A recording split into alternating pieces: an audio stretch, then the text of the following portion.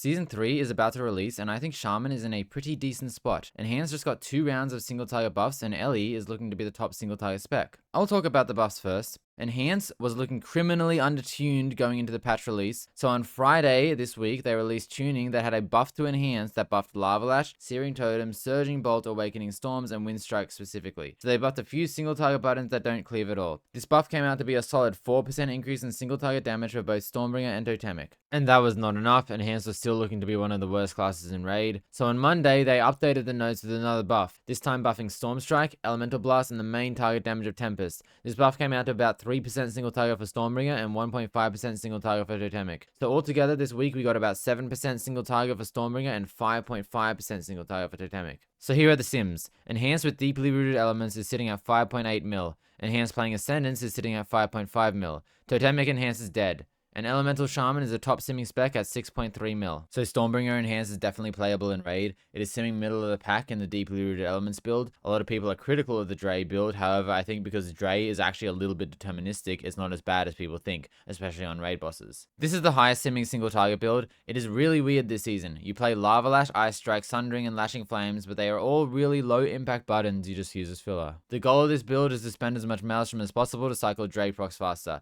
It is pretty similar to last season where your Raid gameplay was mostly pressing Storm Strike and spending. On any boss with AoE, you will most likely swap 2 points to Crash Lightning. And if the timings on a boss line up well for Ascendance, you will just play Ascendance instead of Dre and also run Witch Doctors instead of Flowing. And Stormbringer M Plus is looking pretty good. The buffs to single target will probably be quite noticeable. If you want to know more, go watch my Stormbringer guide that I released yesterday. Now Totemic Enhance is looking pretty bad. It is simming only 5 mil, which is pretty much the worst of all specs, and it got less of a buff than Stormbringer did. I think Totemic is pretty dead in Raid. I tried Totemic in some keys, and the AoE is alright, but the single target is again lacking. I don't really see any point of playing Totemic instead of Stormbringer at the moment. But if you do want to play Totemic, not much has changed. I believe you play the same talents as Season 2 and kind of ignore the tier set. Now for the last few weeks, the elephant in the room has been Ellie. At the start of PTI, Ellie was pretty bad, had some issues and a useless tier set. They fixed all of that in one patch with a massive 22% buff, bringing it to be one of the top specs. And now after a few nerfs to other classes, Ellie is now the top simming spec. In Raid, Ellie is probably going to play Farseer on all or at least most bosses. Farseer is super strong in single target and actually can do some damage outside of Ascendance. I feel like some of the fight timings are also pretty decent for Ellie this time around.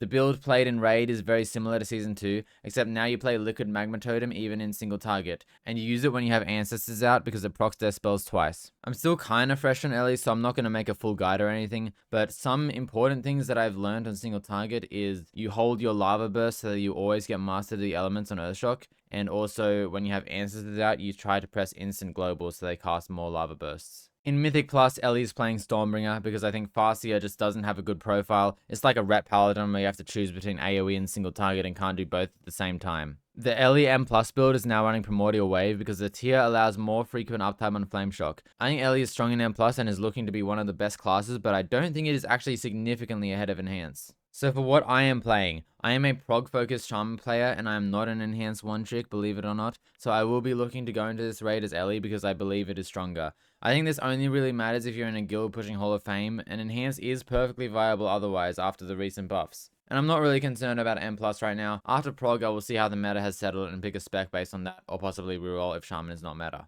And just to talk about my plans in the coming weeks, I am the raid leader of a top 15 world guild, so I am going to be very busy with the whole guild management and raid planning.